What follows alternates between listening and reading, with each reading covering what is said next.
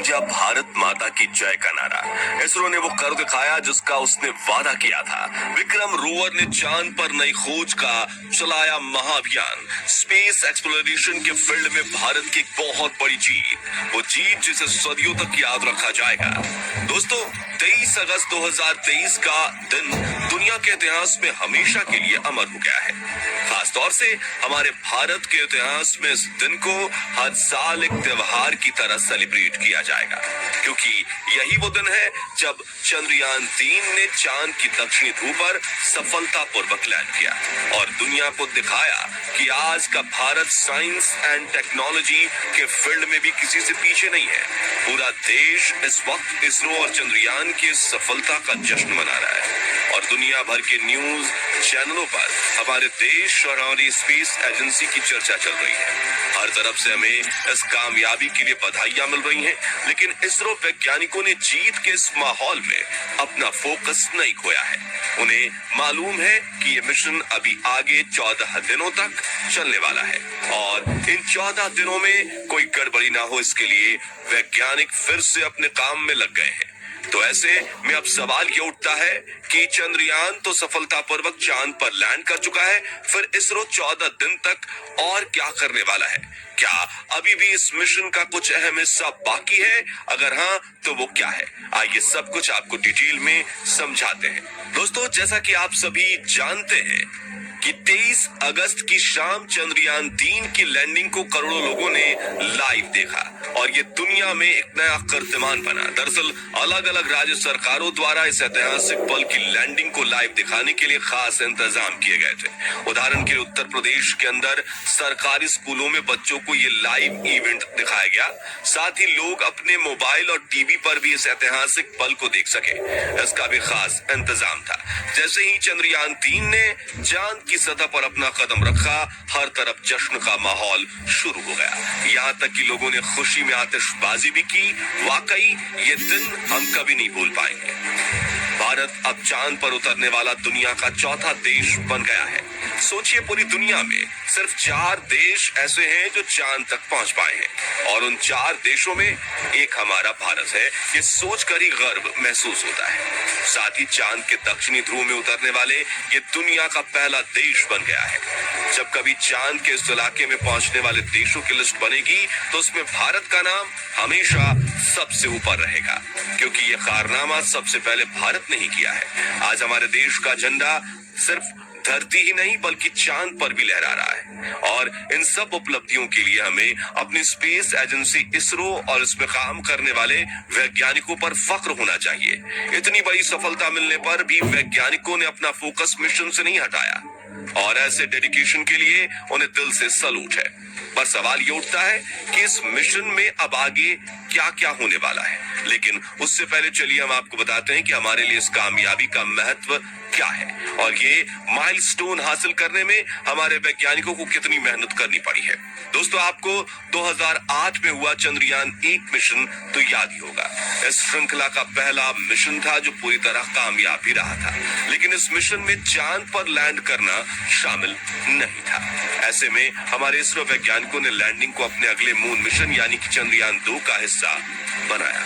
यानी भारत आज जो चांद पर पहुंचा है उसका ख्वाब 13 साल पहले देखा गया था। शुरुआत में इसरो ने चंद्रयान 2 को 2008 में पहला मिशन सफल होने के बाद कुछ ही सालों में लॉन्च करने का प्लान बनाया था, लेकिन इसकी तैयारी जितना सोचा था उससे कहीं ज्यादा समय ले गई। यही वजह थी कि चंद्रयान 1 के बाद चंद्रयान 2 मिशन कोई 11 साल बाद 2019 में लॉन्च किया गया।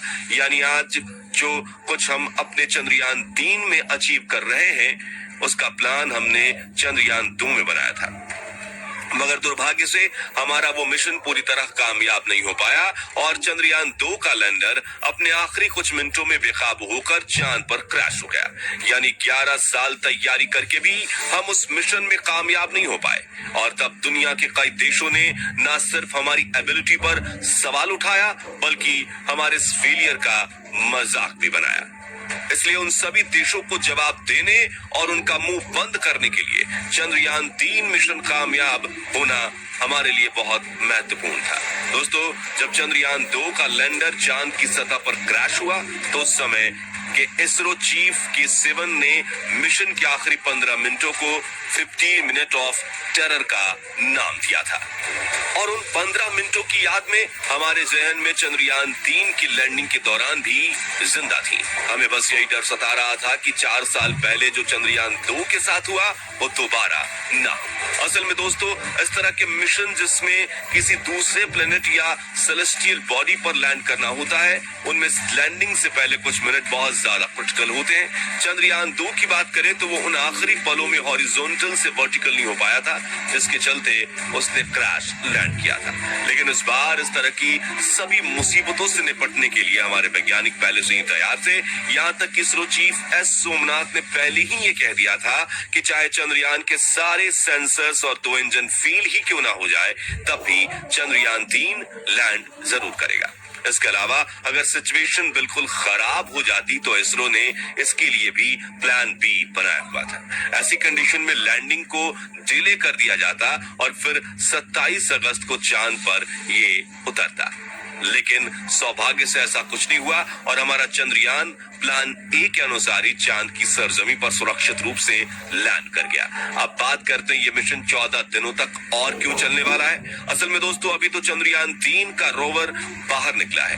अब आगे उसे इस अंधेरी और वीरान दुनिया में अपने रिसर्च को अंजाम देना है, जिसके लिए उसे वहां भेजा गया है। और इसरो वैज्ञानिकों ने इस रिसर्च को पूरा करने के लिए 14 दिन यानी कि लूनर डे का प्लान बनाया है। इस काम करने के लिए चंद्रयान 3 के साथ प्रज्ञान रोवर भी भेजा गया है और एक 6 पहियों वाला ये बेहद ही आधुनिक रोवर वहां खोज करेगा। अब प्रज्ञान रोवर की मदद से इसरो वैज्ञानिक चांद के अलग अलग हिस्सों में जाकर वहां अपना टेस्ट करेंगे। हमारा ये रोवर चांद की सतह के सैंपल कलेक्ट करेगा और उन पर जरूरी टेस्ट रन करके जो रिजल्ट आएगा उसे पृथ्वी पर यानी इसरो वैज्ञानिकों को भेजेगा। इन 14 दिनों में चांद के वायुमंडल, मिट्टी और पत्थरों पर शोध किया जाएगा। साथ ही वहां आने वाले भूकंप का भी इसरो वैज्ञानिक गहनता से अध्ययन करेंगे।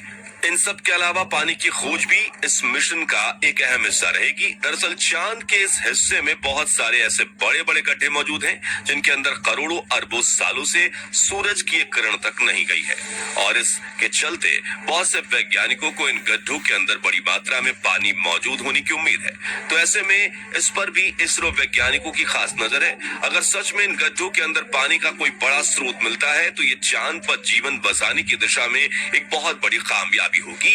ये सारे टेस्ट और रिसर्च पूरा करने में इसरो को 14 दिन लगेंगे और ये काम पूरा होने के बाद चंद्रयान 3 मिशन को आधिकारिक रूप से संपूर्ण मान लिया जाएगा। इस मिशन में बस एक चीज ऐसी है जिसका थोड़ा हमें दुख रहेगा। दरअसल हमारा विक्रम लैंडर और प्रज्ञान रोवर मिशन पूरा होने के बाद चांद पर ही रह जाएंगे, क्योंकि इसरो ने इन्हें वापस धरती पर लाने का कोई प्लान नहीं बनाया है। अपने काम को पूरा करके हमारे ये दोनों उपकरण हमसे हमेशा के लिए अलविदा कह देंगे। वैसे आपको क्या लगता है, इसरो को अपनी इस खोज में चांद पर पानी मिलेगा या नहीं? कमेंट करके जरूर बताएं। बाकी हमारी आज की इस वीडियो में बस इतना ही। वीडियो अच्छी लगी हो तो इसे लाइक और शेयर जरूर कर दीजिएगा और अगर आप हमारे फेसबुक पेज पर नए हैं तो पेज को फॉलो भी जरूर करें। मिलते हैं जल्दी ही ऐसी एक और इंटरेस्टिंग वीडियो के साथ। तब तक के लिए गुड बाय, जय हिंद। आज हम ढूंढ रहे हैं सबसे टेस्टी पकौड़े। चलो ढूंढते हैं टेस्टी पकौड़े। आपके हाथों में तो जादू है। मेरे बेसन का जादू है। बेसन? फॉर्चून बेसन, ये 100% चना दाल से बना है। इसीलिए ये बेस्ट पकौड़ा है। अपना पुराना बेसन छोड़िए, ले आइए फॉर्चून बेसन। 100% चना दाल, 100% test. Open your Angel One account in 3 quick and easy steps. Enter your mobile number and verify using OTP. Enter your registered email ID for KYC verification. You're almost there. Now just add your PAN card details. Super easy, isn't it? Open your account with Angel One today to start investing. Investments in securities market are subject to market risks. Read all the related documents carefully before investing.